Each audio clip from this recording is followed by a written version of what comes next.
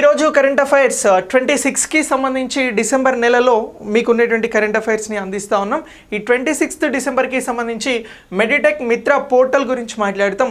ఈ మెడిటెక్ అనేది ఏంటి, దీనికి సంబంధించి ఈ పోర్టల్ని ఎందుకు ప్రారంభించారు, ఈ పోర్టల్ యొక్క ఉద్దేశం ఏంటి, భారతదేశం ఈ మెడిటెక్ రంగంలో ముందుకు వెళ్ళేందుకు ఏం చేయబోతుంది అనేది ఇక్కడ మాట్లాడతాం. ఇక next national consumer help line గురించి మాట్లాడుతున్నాం. నేషనల్ కన్స్యూమర్ హెల్ప్ లైన్ 2.0 వచ్చింది. ఇది ఎందుకోసం వచ్చింది, దీని ఉద్దేశం ఏంటి, ఎన్ని భాషలలో ఇది అందుబాటులో ఉండబోతుంది, కొత్తగా ఇందులో చేర్చినటువంటి భాషలు ఏంటి అనేది ఇక్కడ నేర్చుకుంటాం. ఇక అంతర్జాతీయ సంఘ్ ఫోరం అనేది జరిగింది. సో ఇది ఎన్ని రోజుల పాటు జరిగింది, దీన్ని ఎవరు ప్రారంభించారు, దీనికి ఉన్నటువంటి ప్రాముఖ్యత ఏంటి అనేది మనం పక్కాగా నేర్చుకోవాలి. దీనిపై క్వశ్చన్ ఉండడానికి అవకాశం ఉంటుంది. ఇక నెక్స్ట్ WHO జాబితాలో నోమా వ్యాధికి సంబంధించి దీన్ని చేర్చడం జరిగింది. ఈ నోమా వ్యాధి ఏంటి, ఇది ఎవరికి వస్తుంది, దీనికి సంబంధించి WHO జాబితాలో చేర్చినందుకు ఉన్నటువంటి ప్రాధాన్యత ఏంటి అనేటువంటి అంశాలతో పాటు వివిధ కేంద్ర మంత్రివర్గాలకి సంబంధించినటువంటి స్కీమ్స్ అప్డేట్ అనేవి ఈరోజు కరెంట్ అఫైర్స్లో మనకు చాలా క్లియర్గా కనబడతా ఉన్నాయి. వీటిని అన్నింటినీ కూడా మనం ఈ క్లాస్ ద్వారా నేర్చుకోబోతా ఉన్నాం. చలో లెటెస్ట్ స్టార్ట్.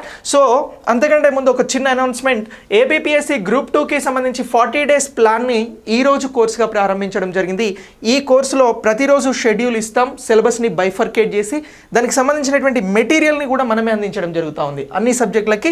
ఇక ప్రతిరోజు ఎగ్జామ్ అనేది ఉంటుంది, దానికి సంబంధించిన వీడియో ఎక్స్ప్లెనేషన్ కూడా ఉంటుంది. సో ఇలా ఈ కోర్స్ని డిజైన్ చేసాం. జస్ట్ రోజుకి ఒక 5 గంటల పాటు టైం స్పెండ్ చేస్తే APPSC Group 2ని క్లియర్ చేయడానికి ఇది ఒక మంచి అవకాశం విత్ మెటీరియల్. ఓకే, సో ఈ కోర్స్ మీకు యాప్లో అవైలబుల్గా ఉంది, కావాలనుకున్న వారు తీసుకోవచ్చు. ఇక నెక్స్ట్ కరెంట్ అఫైర్స్కి సంబంధించి ముందుగా మనం మాట్లాడబోతున్నటువంటి టాపిక్ ఏంటి అని అంటే, ఈరోజు కరెంట్ అఫైర్స్లో మనం ఇప్పటివరకు చెప్పినటువంటి మెడిటెక్ మిత్ర గురించి మాట్లాడబోతా ఉన్నాం. ఈ మెడిటెక్ మిత్రకి సంబంధించినటువంటి అంశం అనేది కరెంట్ అఫైర్స్ పాయింట్ ఆఫ్ వ్యూలో చాలా చాలా ఇంపార్టెంట్. మెడిటెక్ మిత్ర అనేది ఇటీవల ఎవరు ప్రారంభించారు అని అంటారు. ఇగో మెడిటెక్ మిత్ర అని అంటున్నాం. మెడిటెక్ మిత్ర. సో ఇది ఒక పోర్టల్. ఈ పోర్టల్ని ఎవరు ప్రారంభించారు, ఎందుకు ప్రారంభించారు, మెడిటెక్ మిత్రకి సంబంధించినటువంటి ముఖ్యమైనటువంటి ఉద్దేశం ఏమిటి అని చెప్పేసి మనల్ని ఎగ్జామినేషన్ పాయింట్ ఆఫ్ వ్యూలో క్వశ్చన్ అడుగుతారు. అయితే ఈ మెడిటెక్ అనేటువంటిది సింపుల్గా చెప్పాలి అని అంటే ఆరోగ్య రంగానికి సంబంధించిందండి. దేనికి సంబంధించింది అని అంటున్నాం, హెల్త్ సెక్టార్, ఆరోగ్య రంగానికి సంబంధించినటువంటిదిగా దీనిని గురించి చెప్తా ఉన్నాం. ఆరోగ్య రంగంలో దేనికి సంబంధించింది అని అంటే, మనకి ఏదైనా ప్రమాదం జరిగినా ఇతర విషయాలలో ఆరోగ్యం కోసం హాస్పిటల్కి వెళ్ళినప్పుడు మెడికల్ పరికరాలను వాడుతూ ఉంటారు. సో అలా మెడికల్ పరికరాలకి సంబంధించింది ఇంకో దీనికి సంబంధించి మంచి బిజినెస్ అనేది వరల్డ్ వైడ్గా ఉంది. అయితే భారతదేశం ఈ మెడికల్ పరికరాల తయారీలో కేవలం ప్రపంచానికి ఇస్తున్నటువంటి కాంట్రిబ్యూషన్ కేవలం 1.5% మాత్రమే. ఎంత అని అంటున్నాం, 1.5% మాత్రమే మెడికల్ పరికరాల తయారీలో భారత్ ప్రపంచానికి కాంట్రిబ్యూషన్ ఇవ్వడం జరుగుతూ ఉంది. సో అయితే ఇంత తక్కువగా ఉన్నటువంటి ఈ తయారీ రంగాన్ని ప్రోత్సహించేందుకోసమే, దేనిని అని అంటున్నాం, తయారీ రంగాన్ని ప్రోత్సహించేందుకోసమే తీసుకొచ్చిన కార్యక్రమము పోర్టలే మెడిటెక్ మిత్ర అనేటువంటి పోర్టల్గా గుర్తుంచుకోవాలి. ఓకే, ఇటీవల మెడిటెక్ పోర్టల్ అనేది మెడిటెక్ మిత్ర పోర్టల్ ఎందుకు వచ్చింది అని మిమ్మల్ని ఎక్కడైనా క్వశ్చన్ అడిగారు అనుకోండి, ఇది స్టార్టప్స్ కోసం వచ్చింది అని చెప్పేసి మీరు ఆన్సర్ చేయాల్సి ఉంటుంది. సో ఏ స్టార్టప్లు అని అంటారు, అప్పుడు చెప్పాల్సింది ఏంటి అని అంటే మెడికల్ పరికరాల తయారీకి సంబంధించి ప్రోత్సహించేందుకు, అందులో ఆవిష్కరణలను తీసుకొచ్చేటువంటి యువత కానీ, అందులో ఉన్నటువంటి సైంటిస్టులు కానీ వారికి ఈ తయారీ రంగంలో ప్రోత్సాహకాలను అందించేందుకు తీసుకొచ్చినటువంటిదే మెడిటెక్ మిత్ర. సో ఈ పోర్టల్ని ఎవరు ప్రారంభించారు అని అడుగుతారు. అయితే ఇక్కడ ఇంకొక విషయం డిస్కస్ చేయాల్సింది ఏంటి అని అంటే, మనం ప్రపంచంలో 1.5% మాత్రమే మెడికల్ రంగానికి సంబంధించినటువంటి పరికరాల తయారీలో కాంట్రిబ్యూషన్ ఇస్తూ ఉన్నాం. కానీ ప్రపంచంలో తయారయ్యేటువంటి మెడికల్ పరికరాలకి సంబంధించి మెడికల్ పరికరాల పరిశోధనలకి సంబంధించి భారతదేశానికి సంబంధించినటువంటి వ్యక్తులు వర్క్ ఫోర్స్గా ఎంతున్నారు అని అంటే మన భారతదేశం నుంచి వెళ్ళి ఈ మెడికల్ పరికరాల తయారీ వస్తువులకి సంబంధించి వర్క్ ఫోర్స్గా పనిచేస్తున్నటువంటి వారు ఎంతమంది అని అంటే 8% మంది ఉన్నారు ప్రపంచవ్యాప్తంగా. మన వర్క్ ఫోర్స్ ఎక్కువ ఉంది, కానీ ఇక్కడ అవకాశాలు లేక వీరంతా ప్రపంచ దేశాలకు వెళ్ళి పనిచేయడం జరుగుతూ ఉంది. కానీ మెడికల్ పరికరాల తయారీ తక్కువగా ఉంది. దీన్ని పెంచాలి అని అంటే ఈ మెడిటెక్ మిత్ర పోర్టల్ ద్వారా ఏం చేయబోతా ఉన్నారు అని అంటే ఎవరైతే మెడికల్ పరికరాల ఆవిష్కరణలు చేస్తారో వారికి సంబంధించి ప్రోత్సాహకాలని అందించబోతా ఉన్నారు. దీనికోసమే ఈ పోర్టల్ని ప్రారంభించడం జరిగింది. ఎవరు ప్రారంభించారు అని అంటే కేంద్ర ఆరోగ్య శాఖ మంత్రిగా ఉన్నటువంటి మన్సుఖ్ మాండవీయ గారు దీన్ని ప్రారంభించడం జరిగింది. ఎవరు అని అంటున్నాం? మన్సుఖ్ మాండవీయ గారు దీనిని ప్రారంభించడం జరిగింది. ఇలా ఈ పోర్టల్ అనేది ఇప్పుడు భారతదేశంలో ప్రారంభమయ్యింది. ఎందుకోసము అని అంటే మెడికల్ పరికరాల తయారీ అని అంటున్నాం. క్లియర్? ఇలా మరి మెడికల్ పరికరాల తయారీకి సంబంధించి వచ్చినటువంటి ఈ పోర్టల్ని మనం ఎగ్జామినేషన్ పాయింట్ ఆఫ్ వ్యూలో గుర్తుంచుకోవాల్సి ఉంటుంది. ఈ మెడికల్ పరికరాల పోర్టల్ని ఎవరెవరు సమన్వయం చేస్తున్నారు అని అడుగుతారు మిమ్మల్ని. క్వశ్చన్ ఎలా వస్తుంది అని అంటున్నాం? మెడికల్ పరికరాల పోర్టల్ని మెడిటెక్ మిత్రాని సమన్వయం చేస్తున్నది ఎవరు, కోఆర్డినేట్ చేస్తున్నది ఎవరు అని క్వశ్చన్ ఇలా రావడానికి అవకాశం ఉంటుంది. ఇది ఇన్ డెప్త్. ఓకే, ఇప్పుడు ఈ మిత్రని కోఆర్డినేట్ చేస్తూ ఉన్నది ఎవరు అనేది మనం మాట్లాడదాం. కోఆర్డినేట్ చేస్తూ ఉన్నది ఎవరు లేదా సమన్వయం చేస్తున్నది ఎవరు అని మీకు క్వశ్చన్ వచ్చింది అని అనుకోండి. దీన్ని ప్రారంభించడం వరకే మనకి కేంద్ర మంత్రి మన్సుఖ్ మాండవీయ గారు ఇంపార్టెంట్. బట్ దీన్ని పోర్టల్ని సమన్వయం చేస్తున్నది ఎవరు అని అంటే ఒకటి నీతి ఆయోగ్ అని చెప్పేసి గుర్తుంచుకోవాలి. ఎవరు అని అంటున్నాం? ఒకటి నీతి ఆయోగ్, రెండు అటల్ ఇన్నోవేషన్ యోజనకి సంబంధించి Atal innovation mission, Atal innovation mission అనేది ఒకటి ఉంది. Innovation mission. ఓకే, రెండు ఇది. ఇక నెక్స్ట్ మూడోది వచ్చి ఎవరు అని అంటే Indian council of medical research. దాన్నే మనం ఏమంటాము అని అంటే ICMR అని అంటాం, Indian council of medical research అని గుర్తుంచుకోవాలి. నాలుగోది ఎవరు అని అంటే సెంట్రల్ డ్రగ్స్ స్టాండర్డ్స్ ఆర్గనైజేషన్ అని అంటున్నాం. నాలుగోది ఎవరు అని అంటున్నాం? Central drug standard organisation.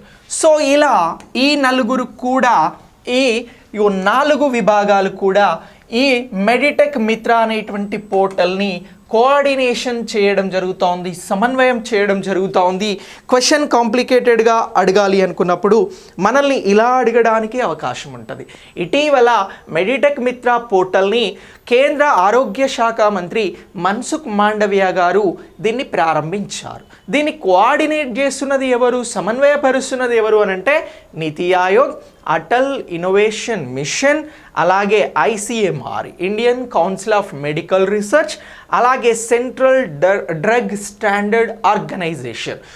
ఈ 4 కూడా సమన్వయం చేస్తున్నాయి అని చెప్పారనుకోండి 1 మార్క్ వస్తుంది క్వశ్చన్స్ పాయింట్ ఆఫ్ వ్యూలో. అయితే భారతదేశంలో ఈ మెడ్టెక్కి సంబంధించినటువంటి దిగుమతులు ఎంత శాతం ఉన్నాయి ప్రస్తుతము అని అంటే 80% ఉన్నాయండి. 80% మనకు కావాల్సినటువంటి వైద్య పరికరాలను మనం ఇంపోర్ట్ చేసుకోవడం జరుగుతూ ఉంది, దిగుమతి చేసుకోవడం జరుగుతూ ఉంది. దీన్ని తగ్గించాలి అనేది కూడా మెడిటెక్ మిత్రకి సంబంధించినటువంటి పోర్టల్ ముఖ్య ఉద్దేశం. ఇలా ఈ అంశాలని మనం గుర్తుంచుకోవాల్సి ఉంటుంది. అయితే భారతదేశంలో ఇదే 2023కి సంబంధించి ఒక పాలసీని కూడా తీసుకురావడం జరిగింది.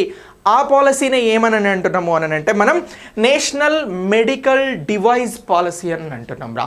ఏ పాలసీ వచ్చింది అని అంటున్నాం? National medical device policy. National medical device policy 2023ని గుర్తుంచుకోండి.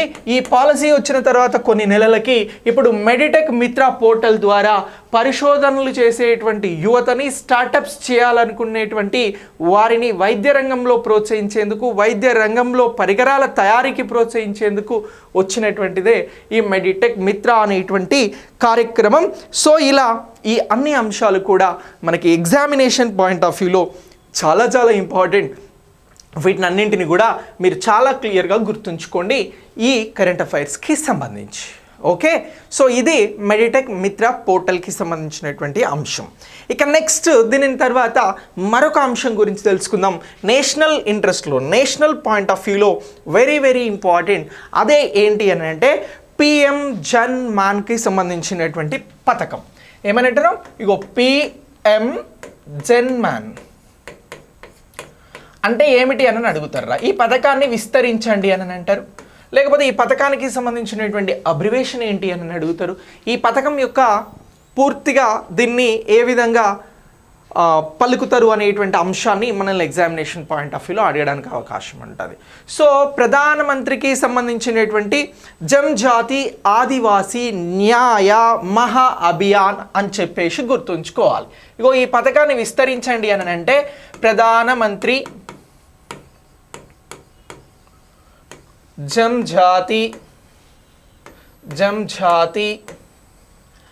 ఆదివాసి న్యాయ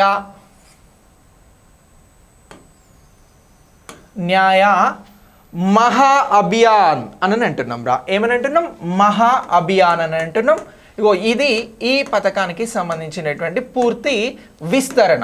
ఓకే, అప్పుడప్పుడు అడుగుతాడు క్వశ్చన్, మనకు ఈ పిఎం పేరుతోటి అంటే ప్రధానమంత్రి పేరుతోటి ఒక వందలాది స్కీమ్స్ ఉంటాయి రా. ఇందులో ఇగో ఇలాంటివి ఇచ్చినప్పుడు కొంచెం కాంప్లికేటెడ్గా ఉంటాయి. మనం ఒక్కసారి నేర్చుకున్నాం కాబట్టి ఈజీ. సో ఇప్పుడు పిఎం జన్మాన్ అని అంటే ఏమిటి అంటే ప్రధానమంత్రి జన్జాతి ఆదివాసీ న్యాయ మహా అభియాన్ అని అంటున్నాం. ఇప్పుడు దీనిని గురించి ఎందుకు మాట్లాడుతున్నాము అని అంటే ఒక్కసారి మిమ్మల్ని బడ్జెట్లోకి తీసుకెళ్తా. సో 2023-24కి సంబంధించినటువంటి బడ్జెట్ అనేది ఆర్థిక మంత్రి నిర్మలా సీతారామన్ గారు 2023 ఫిబ్రవరి 1న పార్లమెంట్లో ప్రవేశపెట్టడం జరిగింది. ఇలా ప్రవేశపెట్టినటువంటి ఈ బడ్జెట్లో ఎవరిని గురించి చెప్పారు అని అంటే పీవీటీజీలను గురించి చెప్పడం జరిగింది. ఇగో పీవీటీజీలకి ప్రత్యేకమైనటువంటి బడ్జెట్ని ప్రవేశపెడతా ఉన్నాం. ఈ బడ్జెట్ ద్వారా పీవీటీజీల జీవితాలలో మార్పులు తీసుకొస్తాము అని చెప్పారు. అసలు పీవీటీజీ అంటే ఏమిటి అనేది మళ్ళీ ఇక్కడ తెలుసుకోవాలి. ఇగో వీరిని ఏమంటారు అని అంటే పర్టికులర్లీ వల్నరబుల్ ట్రైబల్ గ్రూప్స్ అని అంటారు. పర్టికులర్లీ వల్నరబుల్ ట్రైబల్ గ్రూప్స్ అని అంటారు. సో ఈ గ్రూప్స్ ఎవరు అని అంటే ఆదివాసీ తెగలకి సంబంధించినటువంటి వారు. వీరు సామాజికంగా ఆర్థికంగా చాలా చాలా వెనుకబడినటువంటి జీవితాలతో దుర్భరమైనటువంటి జీవితం గడుపుతున్నారు అని ప్రభుత్వం గుర్తించడం జరిగింది. అయితే వీరికి సంబంధించి ఇప్పుడు దేశవ్యాప్తంగా 18 రాష్ట్రాలలో కేంద్రపాలిత ప్రాంతాలలో ఉన్నటువంటి పీవీటీజీలను గుర్తించి వారి జీవితాలలో సామాజిక ఆర్థిక మార్పులు తెచ్చేందుకు ఈ కార్యక్రమాన్ని తీసుకోవడం జరిగిందిరా. సామాజిక ఆర్థిక మార్పులకు ఈ కార్యక్రమాన్ని తీసుకోవడం జరిగింది అని అంటున్నాం. సో ఇలా వీరికి సంబంధించి మరి ఇప్పుడు ఏం చేయబోతా ఉన్నారు అని అంటే ఇగో దేశవ్యాప్తంగా ఒక 200 జిల్లాలను ఎంపిక చేయడం జరుగుతూ ఉంది. ఎంత అని అంటున్నాం? 200 జిల్లాలను ఎంపిక చేస్తూ ఉన్నారు దేశవ్యాప్తంగా. అంటే 18 రాష్ట్రాలతో పాటు కేంద్రపాలిత ప్రాంతాలలో ఉన్నటువంటి ఈ పీవీటీజీలను గుర్తించి వారి కోసం దేశవ్యాప్తంగా 200 జిల్లాలను ఎంపిక చేయడం జరుగుతూ ఉంది. ఇలా ఎంపిక చేసినటువంటి వీరికి సంబంధించి ఎంతమందికి ఇప్పుడు ఆర్థిక సామాజికంగా ఒక గుర్తింపునిచ్చేందుకు ప్రయత్నం చేస్తున్నారు అని అంటే ఒక 22,000 ఆదివాసీలకి సంబంధించి. ఓకే, సో ఇలా ఇగో వీరి కోసం తీసుకొచ్చినటువంటిదే ఈ పీవీటీజీలకి సంబంధించినటువంటి బడ్జెట్. ఇగో ఇందులో భాగంగా వీరందరినీ కూడా ప్రధానమంత్రి జన్జాతి ఆదివాసీ న్యాయ మహా అభియాన్ కింద అభివృద్ధి చేసేందుకు కార్యక్రమాన్ని లాంచ్ చేయడం జరిగింది. ఇగో ఈ కార్యక్రమాన్ని ఎన్ని సంవత్సరాలు కొనసాగిస్తారు అని అంటే 3 సంవత్సరాల పాటు కొనసాగిస్తారా. 3 years పాటు ఇప్పుడు ఈ మిషన్ అనేది ప్రత్యేకంగా ప్రారంభించడం జరుగుతూ ఉంది. ఇక ఈ మిషన్కి లీడ్ అంటే ఎవరు ముందుండి నడిపిస్తారు ఈ మిషన్ని అని అంటే గిరిజన మంత్రిత్వ శాఖ. ఎవరు అని అంటున్నాం? గిరిజన మంత్రిత్వ శాఖ. ఇప్పుడు కేంద్ర గిరిజన మంత్రిత్వ శాఖకి బాధ్యత వహిస్తున్నది ఎవరు అని అంటే అర్జున్ ముండా అని అంటున్నాం రా. అర్జున్ ముండా క్యాబినెట్ మంత్రిగా గిరిజన వ్యవహారాలను చూస్తున్నటువంటి అతను. సో ఈ గిరిజన మంత్రిత్వ శాఖ పీవీటీజీల జీవితాలలో మార్పులను తీసుకొచ్చేందుకు ఒక మిషన్ని లాంచ్ చేయడం జరిగింది. ఆ మిషన్లో భాగంగా ఇప్పుడు ప్రత్యేకమైనటువంటి బడ్జెట్తో ఈ ప్రజల్ని చేరుకొని అక్కడ ఏం చేయబోతారు అని అంటే ఈ ప్రజలు నివసిస్తున్నటువంటి ఏరియాలలో ఫస్ట్ మౌలిక సదుపాయాలను కల్పిస్తారు రా. దాన్ని ఇన్ఫ్రాస్ట్రక్చర్ డెవలప్మెంట్ అని అంటాం. సో ఇప్పుడు ఏమేం చేయబోతున్నారు వీరి కోసము అని అంటే మౌలిక సదుపాయాల కల్పన, మౌలిక సదుపాయాలు కల్పించడం, అలాగే వీరికి సంబంధించి ఇళ్లను నిర్మించి ఇవ్వడం, ఇళ్ల నిర్మాణం. ఇక నెక్స్ట్ వీరికి సంబంధించినటువంటి విద్య, వీరు అసలే చదువుకోలే కాబట్టి వెనకబడ్డరు అనేటువంటి అంశాన్ని గుర్తించడం జరిగింది. అలాగే వీరికి సంబంధించినటువంటి హెల్త్ కేర్, ఆరోగ్యం, అలాగే ఇతర కనెక్టివిటీ అని అంటున్నాం. అంటే వీరికి సంబంధించినటువంటి సమాచారం అదంతా కూడా ఉండాలి కదా. సో ఇలా ఈ అన్ని అంశాలపైన ఫోకస్ చేయబోతా ఉన్నారు. సో ఇప్పుడు ఈ కార్యక్రమంలో భాగంగా పీవీటీజీల జీవితాలలో మార్పు వచ్చేందుకోసం ప్రధానమంత్రికి సంబంధించి ఏవేవైతే పథకాలు ఉన్నాయో ఆ పథకాలన్నింటినీ కూడా ఇక్కడ కొనసాగించడం జరుగుతుంది. సో వీరికి సంబంధించి ఈ వసతులను కూడా కల్పించడం జరుగుతుంది అనేటువంటి అంశాన్ని గుర్తుంచుకోవాలి. ఇప్పుడు కేంద్ర గిరిజన మంత్రిత్వ శాఖ ఏం చేస్తూ ఉంది? వీరి జీవితాలలో సామాజిక ఆర్థిక మార్పులను తీసుకురాబోతుంది. అయితే దీనికోసం మరొక ప్రత్యేకమైనటువంటి కార్యక్రమాన్ని తీసుకురావడం జరిగింది. అదే ఏమిటి అని అంటే initiated and information education and communication రా. ఏమని అంటున్నాం? ఐఈసి అని అంటున్నాం. ఈ ఐఈసి ఇటీవల ఏ మంత్రిత్వ శాఖ ప్రారంభించింది అని అంటారు. అంటే మనం చెప్పాల్సింది ఏంటి అని అంటే గిరిజన మంత్రిత్వ శాఖ ఎవరి కోసం ప్రారంభించింది అని అంటారు? పీవీటీజీల కోసం. సో ఈ పీవీటీజీలకి సంబంధించినటువంటి జీవితాలలో మార్పులు తీసుకొచ్చేందుకోసం ఇలా ఈ ఐఈసి అనేటువంటి మిషన్ని గుర్తుంచుకోండి. ఈ మిషనే 3 సంవత్సరాల పాటు కొనసాగబోతా ఉంది. ఈ మిషన్ని ఎన్ని ఫేజులలో కొనసాగిస్తూ ఉన్నారు అని అంటే ఫేజ్ 1 అలాగే ఫేజ్ 2 అని చెప్పేసి గుర్తుంచుకుంటారా. ఫేజ్ 1, ఫేజ్ 2 అనేటువంటి 2 విభాగాలలో కూడా ఈ మిషన్ అనేది కొనసాగుతుంది. ఫస్ట్ దశలో 100 జిల్లాలను తీసుకుంటారు, రెండవ దశలో మరొక 100 జిల్లాలను తీసుకొని వీరికి సంబంధించినటువంటి విధానాన్ని బాగా తీసుకెళ్తారు. ఓకేనా? సో ఇలా ఈ ఐఈసి అనేటువంటి మిషన్ని మనం పీవీటీజీల కోసం వచ్చింది అని చెప్పేసి గుర్తించాల్సి ఉంటుంది. ఐఈసి అనగా ఏమిటి అని అంటే initiated and information education and communication అని అంటున్నాం. సో ఇలా ఈ కార్యక్రమాన్ని మనం గుర్తుంచుకోవాలి. సో ఇదే పిఎం జన్మాన్ అని అంటే ప్రధానమంత్రి జనజాతి ఆదివాసీ న్యాయ మహా అభియాన్ అనేది గుర్తుంచుకోండి. సో ఇలా ఈ కార్యక్రమంలో భాగంగా ఈ అంశం అనేది ముందు తీసుకెళ్లడం జరుగుతూ ఉంది. ఎగ్జామినేషన్ పాయింట్ ఆఫ్ వ్యూలో మనం మాట్లాడినటువంటి అన్ని అంశాలు కూడా మీకు బాగా ఉపయోగపడతాయి. Okay, right. ఇక నెక్స్ట్ దీని తర్వాత మరొక కార్యక్రమం గురించి మాట్లాడదాం. అదే ఏమిటి అని అంటే మనం మాట్లాడినటువంటి నేషనల్ కన్జ్యూమర్కి సంబంధించినటువంటి హెల్ప్ లైన్ 2.0. Okay, right.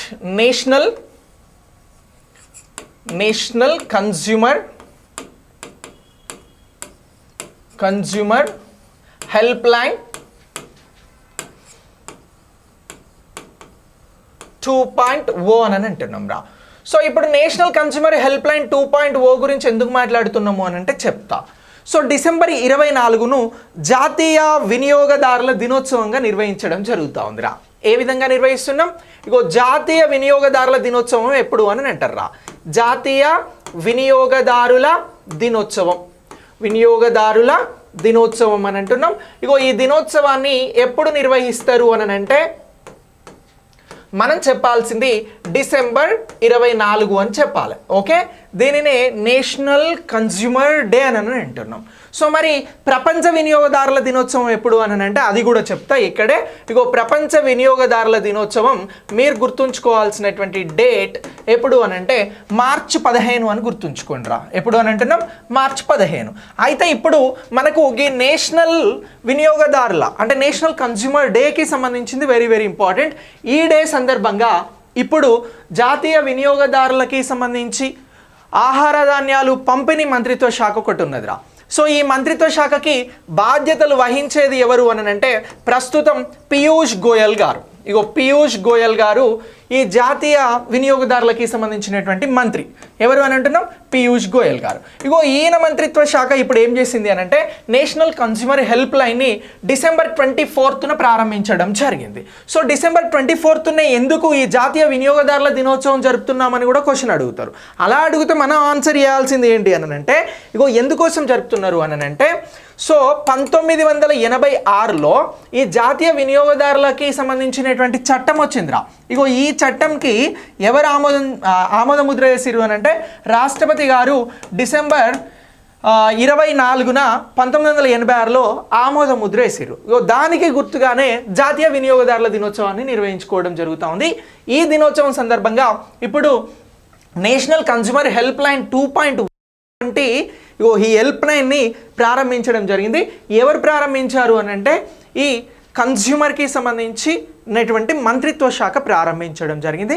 ఆ మంత్రిత్వ శాఖకి బాధ్యతలు వహిస్తున్నది ఎవరు అని అంటే పీయూష్ గోయల్ గారు అని అంటున్నాం. ఓకే, సో ఇప్పుడు ఈ హెల్ప్ లైన్ ద్వారా ఎన్ని భాషలలో సేవలు అందించబడతాయి అని అంటే 17 భాషలలో సేవలు అందించబడతాయిరా. సో అయితే ఇంతకుముందు ఈ హెల్ప్ లైన్కి సంబంధించి 1.0లో మైథిలి అనేటువంటి లాంగ్వేజ్ లేదు, కాశ్మీర్ అనేటువంటి లాంగ్వేజ్ లేదు, అలాగే నెక్స్ట్ మరొక సంతాలి అనేటువంటి లాంగ్వేజ్ లేదురా. సో ఇప్పుడు వీటిని కొత్తగా చేర్చారు. ఈ భాషలతో కలిపి మొత్తం 17 భాషలలో మీకేదైనా సేవలు లేదా ఉత్పత్తులకి సంబంధించి, సేవలు అంటే ఏంటి? హాస్పిటాలిటీ కానీ, ఆరోగ్యం కానీ, ట్రాన్స్పోర్టేషన్ కానీ ఇలాంటి సేవలకి సంబంధించి, లేదా మీరు వాడేటువంటి ఉత్పత్తులు సబ్బులు కానీ, ఫుడ్ కానీ, ఇతర ఏదైనా వస్తువుకి సంబంధించి వీటికి ఏదైనా మీకు ఇష్యూ ప్రాబ్లం అయిందనుకోండి, మీరు ఇగో ఇక్కడ 2.0కి సంబంధించి నేషనల్ కన్స్యూమర్ హెల్ప్ లైన్ ద్వారా కంప్లైంట్ అనేది చేయవచ్చు. సో ఇలా ఈ కంప్లైంట్కి సంబంధించి వెరీ వెరీ ఇంపార్టెంట్. ఎందుకు మనం ఈ దినోత్సవాన్ని జరుపుతా ఉన్నామనంటే 1986లో చట్టానికి రాష్ట్రపతి ఆమోద ముద్ర వేసినందుకు గాను ఈ డేని నిర్వహిస్తూ ఉన్నాం. అయితే ఈ చట్టానికి సంబంధించి దీనిని 2019లో మళ్ళీ ఏం చేసిర్రు అని అంటే మార్చడం జరిగిందిరా. సో ఈ చట్టాన్ని ఇగో నేషనల్ జాతీయ వినియోగదారుల చట్టం మళ్ళీ ఎప్పుడు మారింది అని అంటే 2019 ఆగస్టులో ఇప్పుడు ఉన్నటువంటి ఎన్డీఏ ప్రభుత్వం మార్చడం జరిగింది. అంటే మళ్ళీ కొత్తగా పార్లమెంట్లో ఆమోదం వేసారు. కానీ ఫస్ట్ వచ్చినటువంటి 1986 డిసెంబర్ 24ను బేస్ చేసుకొని ఈ డేను నిర్వహించడం జరుగుతూ ఉంది. సో ఇలా ఈ అంశాన్ని మనం బాగా గుర్తుంచుకోవాల్సి ఉంటుంది. సో ఇది ఎగ్జామినేషన్ పాయింట్ ఆఫ్ వ్యూలో మనకున్నటువంటి అప్డేట్. ఈ అప్డేట్ని ఫాలో అవ్వండి. అడిషనల్ సమాచారం కావాలనుకుంటే నోట్స్ రాసుకొని దాని పక్కన మళ్ళీ ఇంకా అడిషనల్గా ఎంత అంటే అంత రాయొచ్చు, రాసే ప్రయత్నం కూడా చేయండి, అది మంచిది. ఓకే, సో ఇది నేషనల్ కన్స్యూమర్ హెల్ప్ లైన్ 2.0కి సంబంధించి మనం గుర్తుంచుకోవాల్సినటువంటి ముఖ్యమైనటువంటి అంశం. ఇక నెక్స్ట్ దీని తర్వాత మనం ఎన్టీపీసీకి ఒక అవార్డు వచ్చిందిరా. సో ఆ ఎన్టీపీసీకి వచ్చినటువంటి అవార్డు గురించి డిస్కస్ చేద్దాం. ఓకే, నెక్స్ట్ ఎన్టీపీసీకి కాంతికి అవార్డు అనేది రావడం జరిగిందిరా. సో ఇప్పుడు ఈ అవార్డు ఎందుకోసం వచ్చింది, ఎన్టీపీసీకి ఎవరిచ్చిర్రు అనేది ఒకసారి మనం మాట్లాడితే న్యూఢిల్లీలో ఫిక్కీ ఫెడరేషన్కి సంబంధించినటువంటి హౌస్ అనేది ఉంటుందిరా. ఎక్కడ అని అంటున్నాం? న్యూఢిల్లీలో. ఇగో న్యూఢిల్లీలో ఫిక్కీకి సంబంధించినటువంటి ఫెడరేషన్ హౌస్ అనేది ఉంటుంది. ఫెడరేషన్ హౌస్ అని అంటున్నాం. ఈ ఫెడరేషన్ హౌస్లో ఇప్పుడు ఏం జరుగుతూ ఉంది అని అంటే ఈ ఫిక్కీకి సంబంధించినటువంటి 9th ఎడిషన్ జరుగుతూ ఉంది. ఈ 9th ఎడిషన్ దేనికి సంబంధించింది అని అంటే ఇండస్ట్రీ వాటర్ కన్క్లేవ్ అని అంటున్నాం రా. ఏమని అంటున్నాం? ఇండస్ట్రీ వాటర్ కన్క్లేవ్ ఇటీవల ఎక్కడ జరిగింది? ఫిక్కీకి సంబంధించి అని అంటారు. వాటర్ కన్క్లేవ్ అని అంటున్నాం. ఇగో ఈ కన్క్లేవ్ ఎక్కడ జరిగింది అని అంటారు. ఎక్కడ జరిగింది అని అంటే మన ఆన్సర్ టకీమ్ అని ఢిల్లీలో ఫికీ ఫెడరేషన్ హౌస్లో జరిగింది అని చెప్పాలి. ఇది ఎన్నవ ఎడిషన్ అని అంటే 9th ఎడిషన్ అని చెప్పాలిరా. ఎన్నవ ఎడిషన్ అని అంటున్నాం 9th ఎడిషన్ అనేది నిర్వహించడం జరిగింది. సో ఇందులో వాటర్కి సంబంధించి అంటే నీటి సంరక్షణ కానీ నిర్వహణ కానీ ఇది బాగా చేపడుతున్నటువంటి వారిని గుర్తించి ఏం చెప్తారు అని అంటే ఇగో దీనికి వీరికి ఏమిస్తారు అని అంటే అవార్డ్స్ ఇస్తారు అనేటువంటి అంశాన్ని గుర్తుంచుకోవాలి. అలాగే ఇండస్ట్రియల్ వాటర్ యూసేజ్ విభాగంలో ఏ విభాగంలో అంటున్నాం ఇండస్ట్రియల్ వాటర్ యూసేజ్ ఎఫిషియన్సీలో ఇగో ఎన్టీపీసీకి అవార్డు వచ్చింది అనేటువంటి అంశాన్ని గుర్తుంచుకోండి. ఈ అవార్డుని ఇగో ఫిక్కీ వారు ప్రదానం చేయడం జరిగింది. ఎక్కడ అనంటే ఢిల్లీలో అని అంటున్నాం. ఎందుకు అనంటే industry water conclave 9th ఎడిషన్లో water నిర్వహణకి సంబంధించి మేనేజ్మెంట్కి సంబంధించి ఎన్టీపీసీ తీసుకుంటున్నటువంటి విధానాలను బేస్ చేసుకొని దీన్ని అందించారు అనేటువంటి అంశాన్ని మనం ఎగ్జామినేషన్ పాయింట్ ఆఫ్ వ్యూలో గుర్తించాల్సి ఉంటుంది. ఇది ఒక ముఖ్యమైనటువంటి అవార్డుకి సంబంధించినటువంటిది. ఇక నెక్స్ట్ దీని తర్వాత whatsonex.ai గురించి మాట్లాడదాం రా. సో ఏది అని అంటున్నాం ఇగో ఇది సైన్స్ అండ్ టెక్నాలజీలో మనకు ఉపయోగపడేటువంటి అంశం. whatsonex.ai అని అంటున్నాం. సో ఇది ఎలా ఉపయోగపడుతుంది ఎగ్జామినేషన్ పాయింట్ ఆఫ్ వ్యూలో అంటే సైన్స్ అండ్ టెక్నాలజీలో ఉపయోగపడుతుంది. ఇటీవల కాన్ఫరెన్స్ ఆఫ్ పార్టీస్కి సంబంధించి 28th సమావేశం దుబాయ్లో జరిగిందిరా. ఎక్కడ అని అంటున్నాం COP అనేది COP 28 ఎక్కడ జరిగింది దుబాయ్లో జరిగింది. ఈ దుబాయ్లో జరిగినప్పుడు నాసా ఉన్ను IBM ఈ రెండు వచ్చి మేము ఈ వాట్సానెక్స్ ఏఐని రూపొందించాము అని చెప్పారు. ఎవరెవరు అని అంటున్నాం IBM అలాగే నాసా. ఇగో ఈ ఇద్దరు కలిసి ఏం చేసినారు అని అంటే వాట్సానిక్స్ అనేటువంటి ఏఐని రూపొందించాము అని చెప్పారు.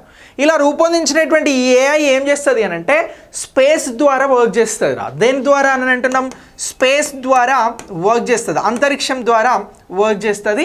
ఇది అంతరిక్షం ద్వారా ఏం వర్క్ చేస్తుంది అని అంటే భూమిపై సంభవించేటువంటి విపత్తులు కానీ వాతావరణానికి సంబంధించినటువంటి చర్యలను కానీ చాలా స్పష్టంగా ఇది అబ్జర్వ్ చేయగలుగుతుంది అని అంటున్నాం. ఏమని అంటున్నాం భూమిపై సంభవించేటువంటి తుఫానులు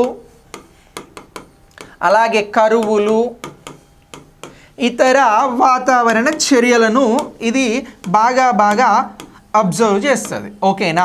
ఇలా అబ్జర్వ్ చేయడానికి ఒక ఆర్టిఫిషియల్ ఇంటెలిజెన్స్ని తీసుకొచ్చిర్రు, అదే వాట్సానెక్స్. సో దీనిని ఎవరు తీసుకొచ్చిరారు అని అంటే ఇటీవల కాన్ఫరెన్స్ ఆఫ్ పార్టీస్కి సంబంధించినటువంటి 28లో నాసా IBM కలిసి రూపొందించి దీన్ని ఇంట్రడ్యూస్ చేయడం జరిగింది. దీని ప్రధానమైనటువంటి పని ఏంటి అని అంటే స్పేస్ నుంచి వర్క్ చేస్తుంది. తుఫాన్లు కరువులు వాతావరణ చర్యలకి సంబంధించినటువంటి అంశాలను ఇది చాలా స్పష్టంగా అబ్జర్వ్ చేస్తుంది అనేటువంటి అంశాన్ని మనం ఇక్కడ గుర్తించాల్సి ఉంటుంది. సో ఈ పాయింట్ ఆఫ్ వ్యూలో ఇది ఏం చేస్తుంది అని అంటే డేటాని స్టోర్ చేస్తుంది, అలాగే ఆర్టిఫిషియల్ ఇంటెలిజెన్స్కి సంబంధించినటువంటి గవర్నెన్స్ని కూడా ఎండ్ టు ఎండ్ ప్రాసెస్లో అందిస్తుంది రా. ఇప్పుడు క్వశ్చన్ ఎట్లా అడుగుతాడు వాట్సానెక్స్ ఏఐకి సంబంధించి ఇది డేటాను స్టోర్ చేయగలుగుతుందా అని అంటారు. అప్పుడు మన ఆన్సర్ ఏముండాలి ఎస్ స్టోర్ చేయగలుగుతుంది అని చెప్పాలి. రెండోది ఏమడుగుతారు అని అంటే ఏ గవర్నెన్స్ని చేయగలుగుతుందా అని అంటారు. చేయగలుగుతుంది అని అనాలి. అంటే ఓవరాల్గా ఇది ఏంటి అని అంటే ఎండ్ టు ఎండ్ ప్రాసెస్ అనేది ఇస్తుంది.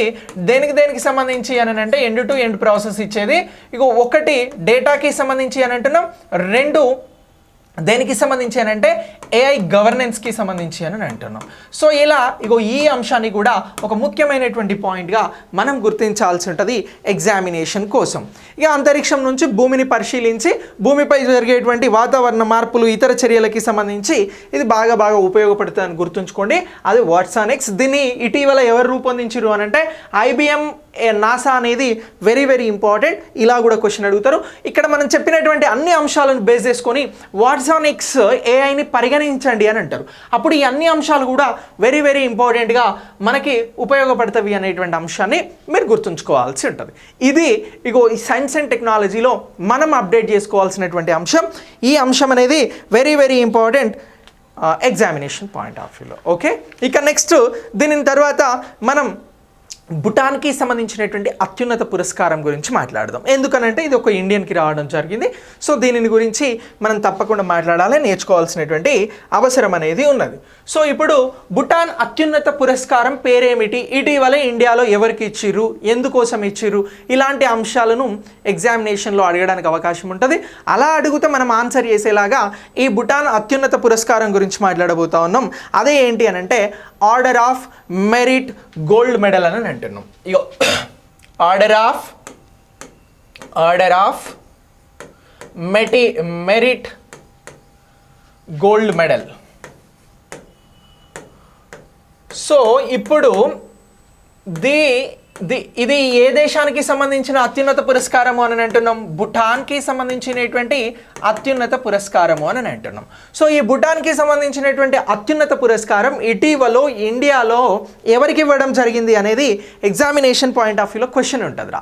అలా క్వశ్చన్ ఉంటే మనం చెప్పాల్సినటువంటి పేరు ఏంటి అని అంటే పూనం ఖేత్రపాల్ సింగ్కి ఇవ్వడం జరిగింది అని చెప్పాలి.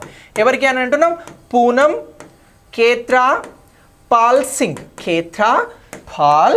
సింగ్ అని గుర్తుంచుకోండి. ఈ పూనం ఖేత్రపాల్ సింగ్ గారికి ఇటీవల ఏ అవార్డు వచ్చింది అని అంటే భూటాన్కి సంబంధించిన అత్యున్నత పురస్కారం వచ్చింది. ఈ అత్యున్నత పురస్కారము ఏంటి అని అంటే ఇక్కడ మనం రాసినటువంటి order of merit gold medal అని అంటున్నాం.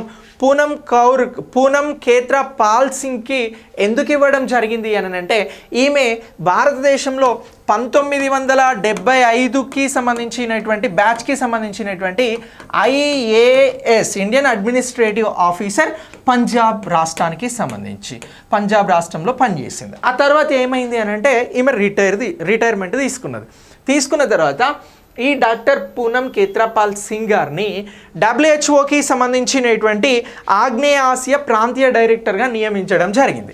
దేనికి సంబంధించి అని అంటున్నాం? వరల్డ్ హెల్త్ ఆర్గనైజేషన్కి సంబంధించి ఆగ్నేయాసియా ప్రాంతీయ డైరెక్టర్గా నియమించబడడం జరిగింది. నియామకమైంది, ప్రాంతీయ డైరెక్టర్గా ఈమె నియమించబడింది. సో ఇలా నియమించబడి ఈమె భారతదేశానికి అలాగే ఇప్పుడు ప్రపంచ స్థాయిలో ఉన్నటువంటి వరల్డ్ హెల్త్ ఆర్గనైజేషన్కి సంబంధించి చేస్తున్నటువంటి సేవలను దృష్టిలో గుర్తుంచుకొని వీటిని గుర్తించి ఇప్పుడు order of merit gold medal అనేటువంటి అవార్డుని భూటాన్ ప్రభుత్వం ఈమెకి అందజేయడం జరిగింది అనేటువంటి అంశాన్ని మనం గుర్తుంచుకోవాలి. ఓకేనా? ఇటీవల ఇండియాలో ఎవరికి వచ్చింది అని అంటారు? మనం చెప్పాల్సినటువంటి పేరు డాక్టర్ పూనం ఖేత్రపాల్ సింగ్. మనకు పూనం కౌర్ అనే ఒక హీరోయిన్ ఉంది, ఐడియా ఉందా? ఇక పూనం గారిని గుర్తుంచుకోండి, ఈ పూనం గుర్తుంటుంది. Okay, right. సో ఇలా ఈ అంశం అనేది వెరీ వెరీ ఇంపార్టెంట్. ఒక భారతదేశానికి సంబంధించినటువంటి మహిళకి, ఒక మాజీ IAS ఆఫీసర్కి, అలాగే WHOకి సంబంధించినటువంటి ఆగ్నేయాసియా ప్రాంతీయ డైరెక్టర్గా పనిచేస్తున్నటువంటి పూనం ఖేత్రపాల్ సింగ్కి ఈ అవార్డు వచ్చింది. కాబట్టి ఎగ్జామినేషన్ పాయింట్ ఆఫ్ వ్యూలో వెరీ వెరీ ఇంపార్టెంట్, గుర్తుంచుకోండి. ఓకే, సో ఇలా ఈ WHO ఇట్లా కూడా అడగచ్చు క్వశ్చన్. WHO ఆగ్నేయాసియా ప్రాంతీయ డైరెక్టర్గా ఇండియన్స్కి సంబంధించి ఎంతమంది చేశారు ఇప్పటివరకు అంటే ఒక్కరే.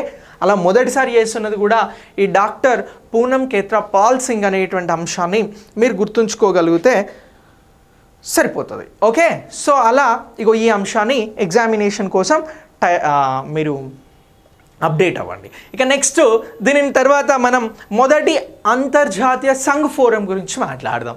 సో ఇది వెరీ వెరీ ఇంపార్టెంట్. మొదటిది అంతర్జాతీయ సంఘ్ ఫోరం అని అంటున్నాం. అంతర్జాతీయ సంఘ్ ఫోరం అనేది గుర్తుంచుకోండి. అంతర్జాతీయ సంఘ్ ఫోరం అనేటువంటిది మనకి ఎగ్జామినేషన్ పాయింట్ ఆఫ్ వ్యూలో ఇంపార్టెంట్.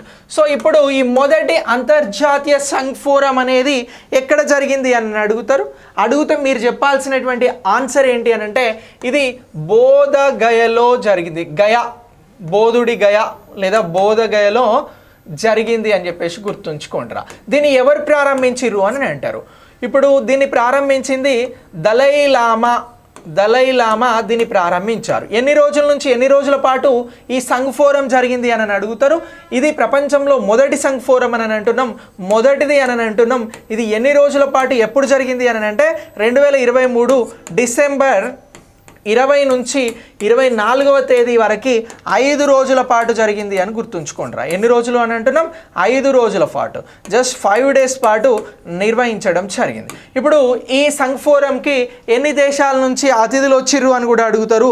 అలా అడిగితే మొత్తం 35 దేశాల నుంచి ఒక 2000 మంది, 35 దేశాల నుంచి ఎంతమంది అని అంటే ఒక 2000 మంది ఈ బౌద్ధ మతానికి సంబంధించినటువంటి భిక్షువులు, బౌద్ధంలో ఉన్నటువంటి ప్రముఖ గురువులు, వీరంతా కూడా ఒక 35 దేశాల నుంచి బోధగయలో ఉన్నటువంటి ప్రాంతానికి వచ్చి ఈ అంతర్జాతీయ మొదటి సంఘ్ ఫోరంలో వీరు పాల్గొనడం జరుగుతూ ఉంది.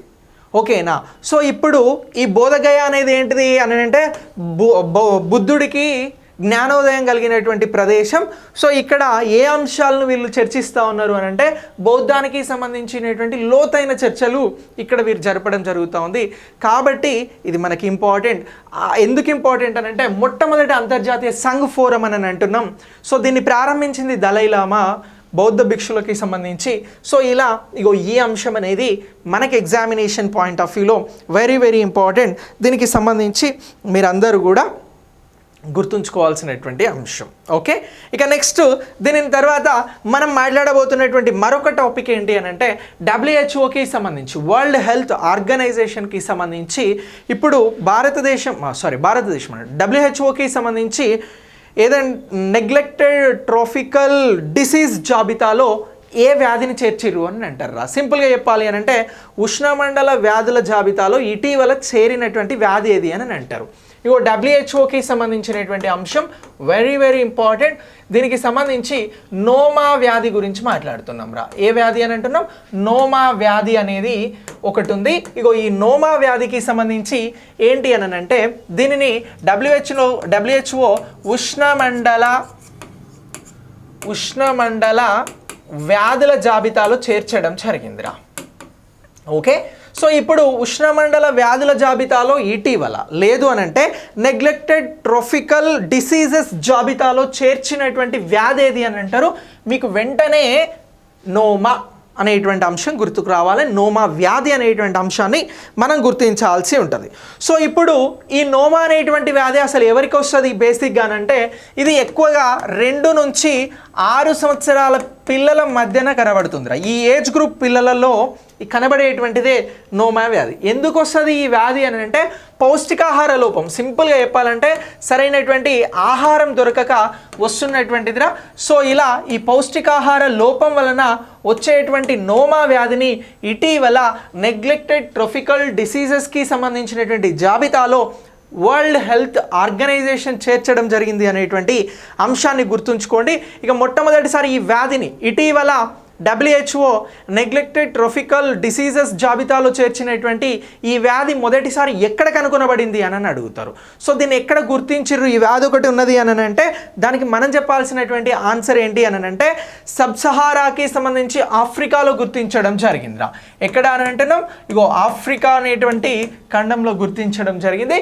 సో ఇలా నోమా వ్యాధి అనేది నెగ్లెక్టెడ్ ట్రోపికల్ డిసీజెస్లో చేరడం జరిగింది. ఇటీవల చేరిన వ్యాధి ఏంటి అని పక్కగా క్వశ్చన్ అడుగుతారు.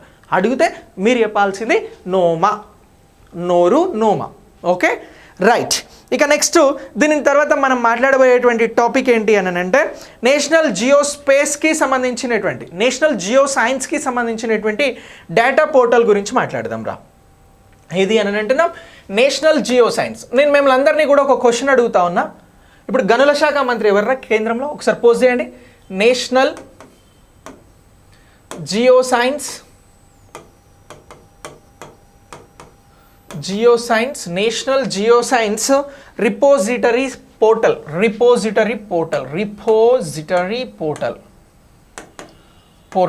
ఇగో ఈ పోర్టల్ని గనుల శాఖ మంత్రి ప్రారంభించడం జరిగింది. అందుకే క్వశ్చన్ అడిగిన. పోర్టల్ చెప్పారా ఎవరైనా ఆన్సర్? రైట్, చూస్తా. రైట్, గిట్లున్నది. సో ఇప్పుడు ఈ ప్రహ్లాద్ జోషి అనే ఒక మంత్రి ఉన్నాడు రా మనకు. ఆయన ఎవరు అని అంటే గుర్తుంచుకోండి, గనుల శాఖ మంత్రి. ఎవరు అని అంటున్నాం? గనుల శాఖ మంత్రి ఎవరు అని మిమ్మల్ని అడిగితే మీరు ఆన్సర్ చేయరన్నమాట. ప్రహ్లాద్ జోషి ఎవరు అని అంటున్నాం? ప్రహ్లాద్ జోషి. ఈ ప్రహ్లాద్ జోషి గారు ఏం చేసిరు అని అంటే ఈ నేషనల్ జియో సైన్స్ రిపోజిటరీ పోర్టల్ని ప్రారంభించడం జరిగిందిరా. ఈ పోర్టల్ ఏంటి అని అంటే సమగ్రంగా ఈ నేషనల్ జియో సైన్స్కి సంబంధించినటువంటి అంశాలను ఆన్లైన్లో ఉంచుతుంది. ఆన్లైన్ ద్వారా వీటిని ఎప్పటికప్పుడు అప్డేట్ చేస్తూ ఉంటారు. సో ఇలా గనుల త్రవ్వకానికి సంబంధించి జియో సైన్స్కి సంబంధించినటువంటి అంశాలు అనేవి ఆన్లైన్లో ఉంచడం ద్వారా ఏమవుతుంది అని అంటే డేటాకి సంబంధించినటువంటి ఇన్ఫర్మేషన్ అనేది ట్రాన్స్పరెంట్గా ఉంటుంది అనేటువంటి ఉద్దేశంతో ఇలా ఈ డేటాని హోస్ట్ చేసేందుకే ప్రారంభించబడినది national geoscience repository portal. So దీన్ని ఎవరు ప్రారంభించారు అని అంటారు? గనుల శాఖ మంత్రిగా ఉన్నటువంటి ప్రహ్లాద్ జోషి గారు ప్రారంభించడం జరిగింది, కేంద్ర గనుల శాఖ మంత్రి. ఓకే, సో ఇలా ఈ పోర్టల్ ప్రారంభం వలన ఇప్పుడు ప్రపంచంలో గనుల త్రవ్వకానికి సంబంధించి వెరీ ఫేమస్ కంట్రీస్గా ఉన్నటువంటి ఆస్ట్రేలియా, కెనడా, ఇలాంటి యుఎస్ ఇలాంటి దేశాల సరసన ఇప్పుడు భారత్ చేరిందిరా. యుఎస్, ఆస్ట్రేలియా, కెనడా ఇలాంటి దేశాల సరసన ఏ దేశం చేరింది? ఇండియా చేరింది. ఎందుకు చేరింది అని అంటే గనులకి సంబంధించినటువంటి అంశాలలో పారదర్శకతను ఇచ్చేందుకు నేషనల్ జియో సైన్స్ రిపోజిటరీ పోర్టల్ని ప్రారంభించింది. ఈ పోర్టల్ డేటాకి సంబంధించి మోర్ ట్రాన్స్పరెన్సీని హ్యాండిల్ చేస్తుంది. ఆ పాయింట్ ఆఫ్ వ్యూలో ఈ దేశాల సరసన ఇప్పుడు భారత్ చేరింది అని అంటున్నాం. ఇటీవల క్వశ్చన్ ఇలానే అడుగుతారు. National geoscience repository portal గనుల మంత్రి ప్రహ్లాద్ జోషి గారు ప్రారంభించారు. ఈ పోర్టల్ ప్రారంభించిన అనంతరం ప్రపంచంలోని ఏ దేశాల సరసన భారత్ చేరింది అని అంటే యుఎస్, ఆస్ట్రేలియా, కెనడా లాంటి గనుల తవ్వకాలకి సంబంధించి ఎక్స్పీరియన్స్ ఉన్నటువంటి దేశాల సరసన భారత్ అనేది చేరింది అనేటువంటి అంశాన్ని మీరు అందరూ కూడా గుర్తుంచుకోవాలి. సో ఇలా ఈరోజు కరెంట్ అఫైర్స్ని మనం అందించడం జరుగుతూ ఉంది. ఎగ్జామ్ సిరీసెస్, ఆన్లైన్ క్లాసెస్ ఇవన్నీ కూడా మన యాప్ ద్వారా మీరు పొందొచ్చు. కావాల్సిన వారికి చెప్పేటువంటి బాధ్యతను తీసుకోండి. మీరందరూ కూడా ఒక లైక్ చేసి షేర్ చేస్తే సరిపోతుంది. ఓకే, నేను మంచి కంటెంట్ని తీసుకొస్తాను. సో మనం నిన్న ఈ ఎగ్జామ్స్కి సంబంధించి కొన్ని క్వశ్చన్స్ కూడా ఇవ్వడం జరిగింది. కరెంట్ అఫైర్స్కి సంబంధించినటువంటి క్వశ్చన్స్, అలాగే డిసెంబర్కి సంబంధించినటువంటి పీడిఎఫ్స్ని కూడా నేను మీకు అందుబాటులోకి తీసుకురాబోతున్నా. ఈరోజు మొత్తం 9 టాపిక్స్ అప్డేట్ చేయడం జరిగింది. ఒక్కసారి ఆ 9 టాపిక్స్ టైటిల్స్ చూడండి, మీకు కొంత అవగాహన ఉంటుంది. National geoscience repository portal, దీన్ని ప్రహ్లాద్ జోషి గారు ప్రారంభించడం జరిగిందిరా. WHO ఈ ట్రోపికల్ డిసీజెస్కి సంబంధించి నోమా వ్యాధిని లిస్ట్లో చేర్చడం జరిగిందిరా. ఇక నెక్స్ట్ అంతర్జాతీయ సంఘ్ ఫోరం మొదటి సమావేశాన్ని దలైలామా ప్రారంభించారు. ఎక్కడ అనంటే బోధగయలో అని అంటున్నాం. ప్రపంచ దేశాల నుంచి మొత్తం 35 దేశాల నుంచి 2000 మంది పాల్గొనబోతున్నారు. ఇక order of merit gold medal అనేటువంటిది ఎవరికి ఇచ్చారు ఇటీవల అంటే భూటాన్కి సంబంధించిన అత్యున్నత పురస్కారం పూనం కేత్రా పాల్ సింగ్కి ఇవ్వడం జరిగిందిరా. ఇక నెక్స్ట్ వాట్సాన్ ఎక్స్ ఏ అనేటువంటి దాన్ని తీసుకొచ్చారు. దీన్ని డెవలప్ చేసింది IBM అలాగే నాసా అని అంటున్నాం. ఇది అంతరిక్షం నుంచి భూమిపై జరిగేటువంటి పర్యావరణ సంబంధిత అంశాలను చాలా క్లియర్గా అబ్జర్వ్ చేస్తుంది అనే అంశాన్ని గుర్తుంచుకోవాలి. ఇక NTPCకి సంబంధించి ఒక అవార్డు అనేది రావడం జరిగింది. ఇది ఫికీ అందజేయడం జరిగింది. ఇండస్ట్రీ వాటర్ కన్క్లేవ్ 9th ఎడిషన్లో ఆ అవార్డే ఇండస్ట్రియల్ వాటర్ యూసేజ్ ఎఫిషియన్సీ అని అంటున్నాం. ఇందులో NTPC చేసినటువంటి పనులను గుర్తించి ఇస్తూ ఉన్నారు. ఇక నేషనల్ కన్స్యూమర్ హెల్ప్ లైన్ 2.0 వచ్చింది. ఎందుకు తీసుకొచ్చారు అని అంటే జాతీయ వినియోగదారుల దినోత్సవం సందర్భంగా తీసుకురావడం జరిగింది. ఇలా 2.0లో మొత్తం 17 భాషలకి సంబంధించి వస్తు సేవలకి సంబంధించినటువంటి కంప్లైంట్స్ ఉంటే చేయవచ్చు. ఇక నెక్స్ట్ PM జన్మాన్ అనేది వచ్చింది. ఇది ప్రధానమంత్రి జనజాతీయ ఆదివాసీ న్యాయ మహా అభియాన్ అని అంటున్నాం. ఇందులో ఒక మిషన్ని ప్రారంభించారు. అదే ఏమిటి అని అంటే ఇన్ఫర్మేషన్ ఎడ్యుకేషన్ కమ్యూనికేషన్కి సంబంధించి దీని ద్వారా 3 సంవత్సరాలలో PVTGలకి సంబంధించినటువంటి భవిష్యత్తును మార్చేటువంటి ప్రణాళికలను రూపొందించి బడ్జెట్ని ఖర్చు చేయబోతా ఉన్నారు. ఇక నెక్స్ట్ మెడిటెక్ మిత్ర అనేటువంటి ఒక పోర్టల్ని ప్రారంభించడం జరిగింది. భారతదేశానికి సంబంధించి ఈ పోర్టల్ ద్వారా భారతదేశంలో వైద్య పరికరాలకి సంబంధించినటువంటి తయారీ మరింత ముందుకు తీసుకువెళ్లేందుకోసం ఈ పోర్టల్ అనేది ప్రారంభమైంది అనేటువంటి అంశాన్ని మీరందరూ కూడా ఎగ్జామినేషన్ పాయింట్ ఆఫ్ వ్యూలో గుర్తుంచుకోండి. ఓకే రైట్, రేపు ఇవాళ ఒక కోర్సు లాంచ్ చేసినాం రా. APPSCకి సంబంధించి మొత్తం 40 days ప్లాన్ అనేది ఇచ్చి విత్ విత్ ఎగ్జామ్స్ పెట్టి ఆ ఎగ్జామ్ ఎక్స్ప్లెనేషన్స్ తోటి ఈ రోజే కోర్స్ ప్రారంభమైంది. అందుకే మార్నింగ్ క్లాస్ తీసుకోలే, రేపు మార్నింగ్ నుంచి మళ్ళీ 11 నుంచి తీసుకుంటా. రేపు మార్నింగ్ 11కి extraordinary questions, Indus civilization valley బాగా చదువుకోండి. అలాగే నెక్స్ట్ మీరు చదవాల్సింది ఏంటి అని అంటే ఇండియన్ సొసైటీలో ఫ్యామిలీ అనేటువంటి లెసన్ని బాగా చదవండి. నేను క్వశ్చన్స్ తీసుకొస్తా, మీరందరూ కూడా ఆన్సర్ చేస్తారు. ఓకే, ఇది నేను మీకు అందిస్తున్నటువంటి క్లాస్. ఇక నెక్స్ట్ క్లాస్లో మళ్ళీ కలుద్దాం.